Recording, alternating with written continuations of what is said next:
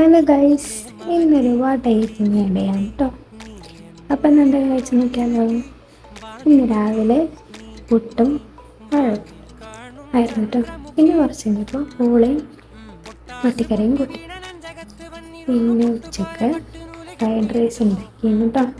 Fried റൈസിൻ്റെ recipe ആണെങ്കിൽ YouTube ചാനലുണ്ട് കേട്ടോ, കയറി നോക്കിയാൽ മതിയേ.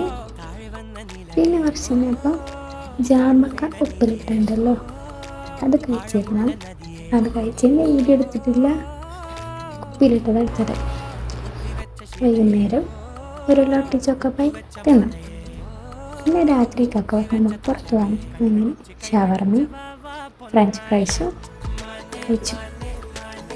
അത് കഴിഞ്ഞ് എന്നിട്ട് ഒരു ഗ്ലാസ് പാല് കുടിച്ചു.